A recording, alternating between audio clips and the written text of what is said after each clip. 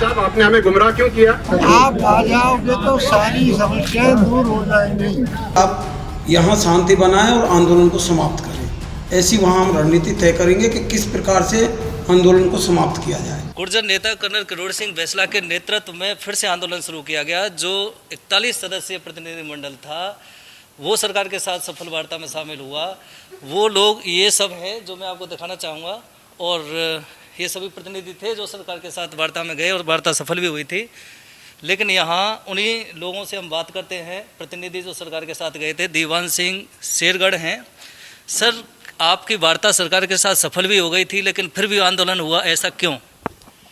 देखो, मैं कहना चाहूँगा कि मीडिया के लोग, आप भी सब ये कह रहे हैं कि समाज में दो गुट हो गए, कर्नल बैसला गुट प्लस हिम्मत गुट या 80 गांवों का गुट।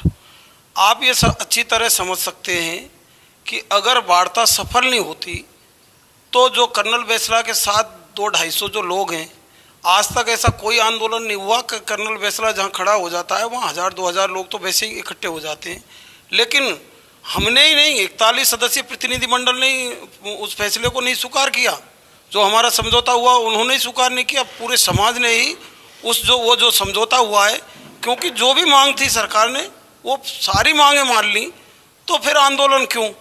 तो ये तो आप भी समझ सकते हैं कि जब अगर ऐसा लोगों के दिल में नहीं होता तो शायद कर्नल बैसला के साथ में 2-4-5 हज़ार आदमी तो ऑटोमेटिक ही होते। तो मैं ये समझ सकता हूँ कि पूरी तरह ये जो कर रहे हैं ये गलत है। ये क्षेत्र में अशांति है। कुछ लोग तो ऐसे हैं जो सवाई माधोपुर से आ गए हैं, 10-5 छोरे, और वो हमारे 80 गाँवों के पंच पटेलों को गालियाँ भी बक रहे हैं। ये बिल्कुल हम नहीं चाहते कि हमारे क्षेत्र में कोई अशांति हो। हम तो इनसे पुणे जब गए तब भी कर्नल बैसला से भी बात की कि 80 गाँव ने ये फैसला लिया है कि आप 80 गाँवों के साथ में वार्ता करने के लिए चले सरकार से। भाई, ट्रैक पे बैठने पर भी तो वार्ता ही की जाएंगी। लेकिन कर्नल बैसला ने ये कहा हमसे कि आप जाओ, आपके मेरी शुभकामनाएं आपके साथ हैं, आप सरकार से जो हमारी मांग है उनको मनवाओ, मैं आपका स्वागत करूँगा। उसके बाद में हम गए और सरकार से बात की। बात करने के बाद में सरकार ने से जो हमने मांगा, मैं समझता हूँ उससे भी अधिक हमको दिया। लेकिन फिर भी मैं ऐसा समझता हूँ कि ये कोई ना कोई अन्य कारण हो सकते हैं। हो सकता है कि राज्य में बीजेपी की, कांग्रेस की सरकार है, बीजेपी वालों का इसमें इशारा हो सकता है। लेकिन दीवान जी, अब आंदोलन तो चल रहा है, लोगों को अशांति हो रही है, ट्रैक रेलवे जाम कर दिया, तो अब आंदोलन कैसे बंद होगा? आप लोग अब क्या करेंगे जो सरकार के साथ सफल वार्ता में शामिल थे? अब क्या कदम होगा? अभी हमारा जो 41 सदस्यीय प्रतिनिधिमंडल था, हमने सबने फैसला लिया है कि हमारे नहरे में जो दया सरपंच है उसके घर पे मीटिंग रखी है।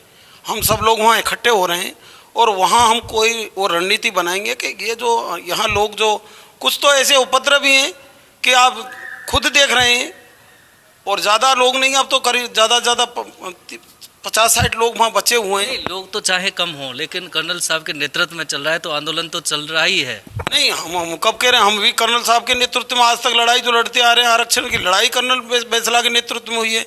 और कर्नल बैसला ने ही आज तक जो भी समझौते किए हैं, कर्नल बैसला ने ही समझौते किए हैं। हम भी ये कह रहे हैं, आज 80 गाँव का प्रतिनिधिमंडल जो कि बार बार यहाँ ज़्यादातर आंदोलन यहीं हुए बयाना में, और इन्हीं गाँवों का सहयोग रहा, और ये 80 गाँवों के प्रतिनिधि जाकर के सरकार से बात करते हैं, और बात करने पे कुछ छोटी मोटी ऐसी 80 गाँवों के लिए, माना कि जैसे बता रहे थे कि वो दे दिया, स्कूल दे दिया या और कुछ ऐसी चीज़ दे दी, तो उनको हमको दलाल बोला जा रहा है।